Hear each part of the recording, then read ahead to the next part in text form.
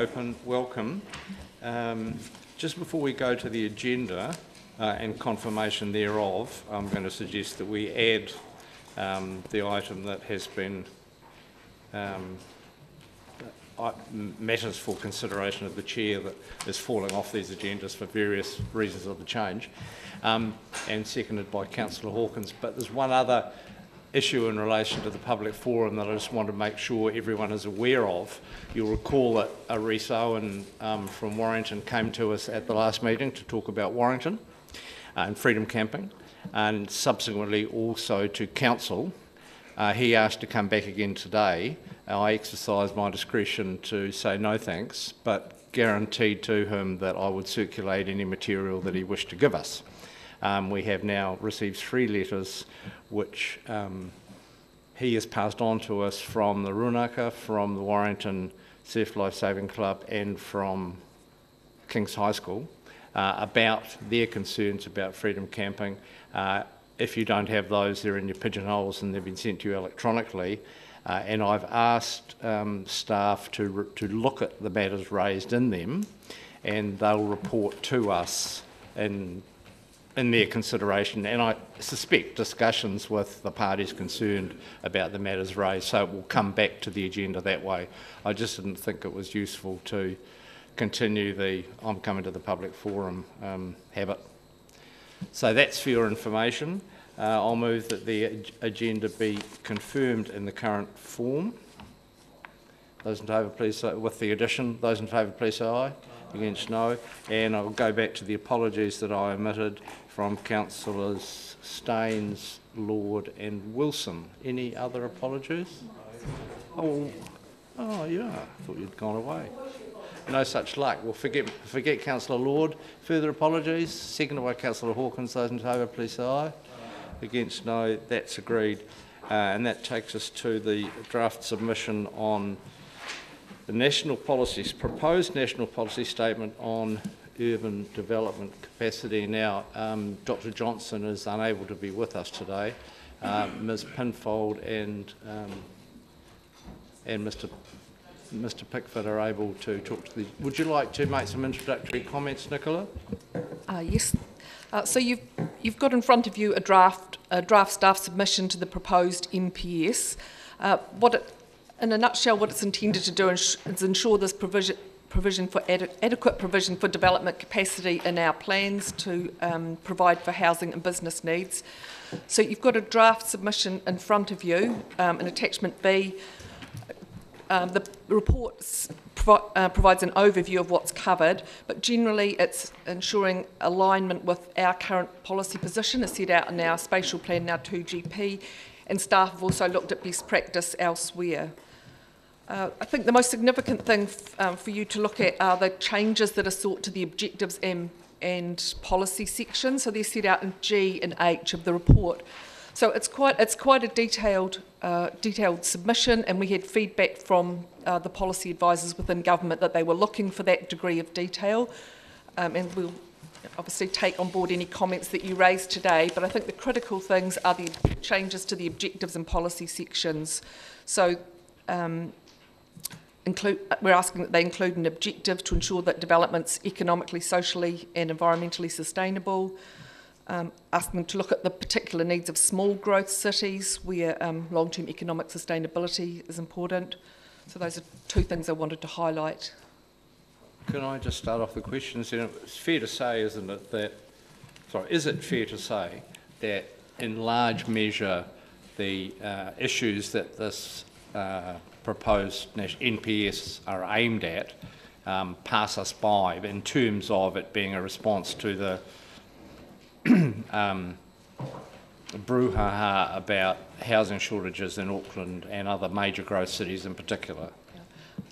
So I think that's the intent behind the policy statement, but we also have to take account of it. Our 2GP and our other planning guidelines need to give effect to what's in the NPS. So even though it is intended to address some big issues Sure. elsewhere, it's still important. I'm not suggesting that we ignore it, because recent information has shown us that the property price inflation disease has spread here already, and I don't think anyone anticipates that's going to slow down. Councillor Hawkins.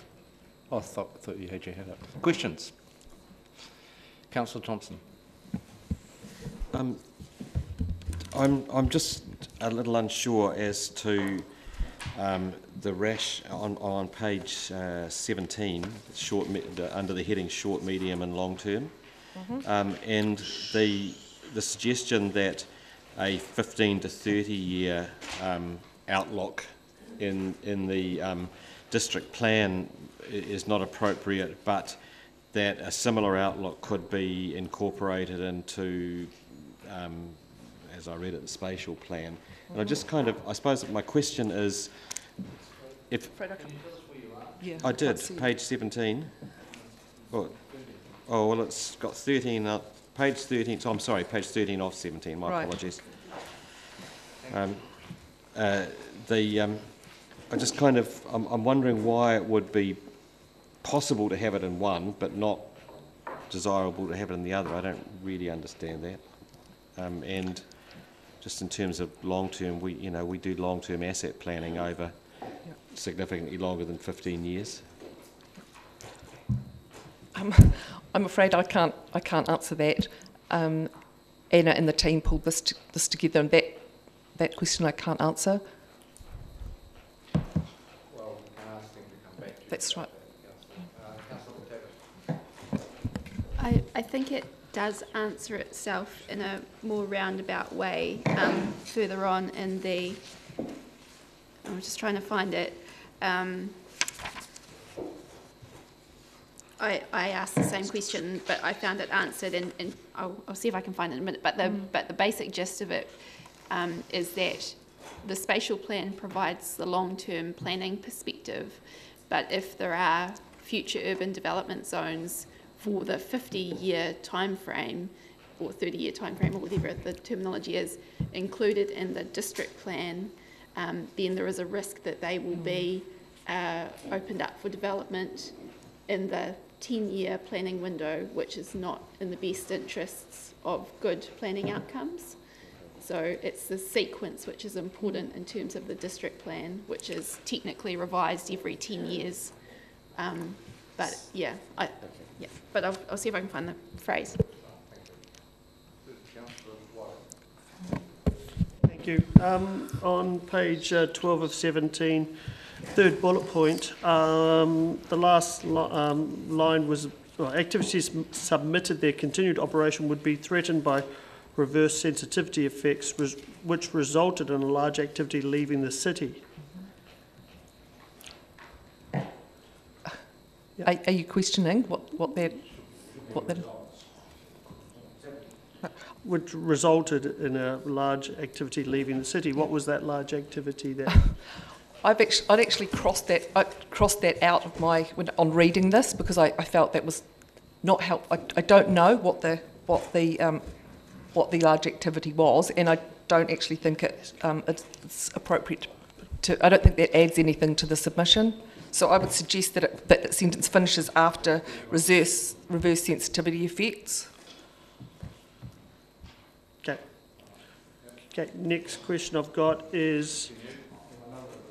Yeah, it was this. It referred to the operations at the time of foundries, who said that, particularly with regard to air emission standards, etc., which are not discretionary for the ORC, that reverse sensitivity effects could result in them needing to leave the city.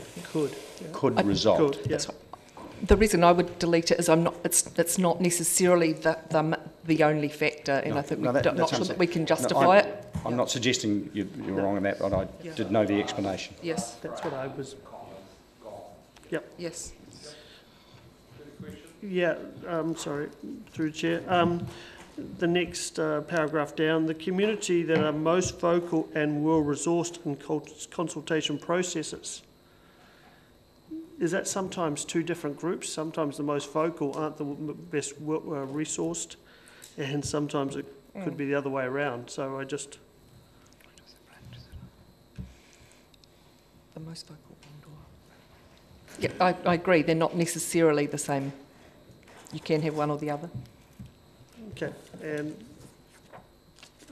the last question or comment I had was, you talked about, in here was talked about land banking, but looking at some of the issues overseas, especially Vancouver, was vacant housing, where investors have come in, bought up, and essentially stripped streets or neighbourhoods as they've bought the houses, not lived in them, and left the neighbourhood, and so you've got ghost houses or ghost communities in some cases.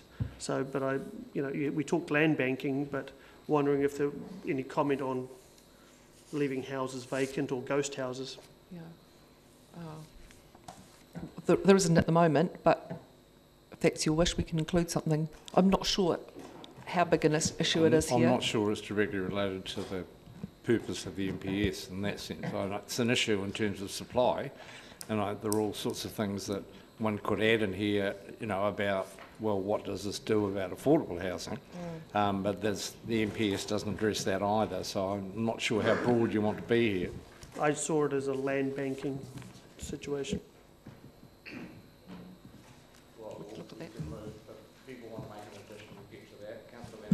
I was just wondering, to get over Councillor Wiley's most vocal and well-resourced in consultation process, if we just replace the "and" by "or," would that cure the problem? I've done that, yep. Oh, done. All right, all good. Thank you.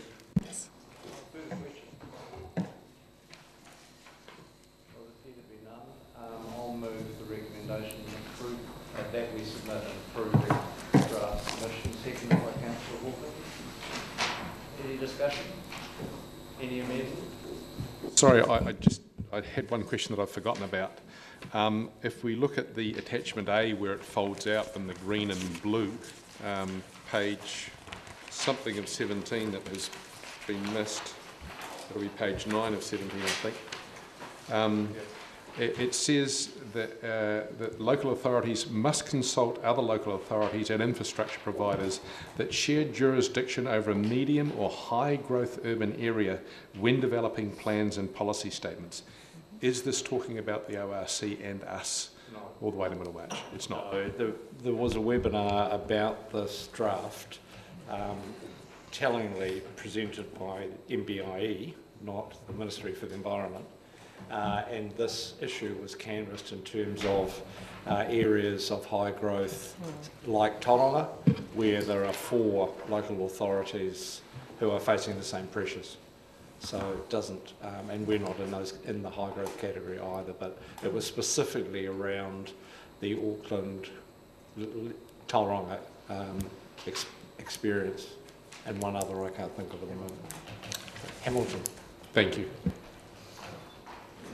All right, I'll put it with those changes that we've agreed. Those in favour, please say aye. Against, no. That's agreed, and that takes us to any matters that you wish to raise for consideration. There appear to be none. I'll declare the meeting closed. Thank you and have an enjoyable afternoon.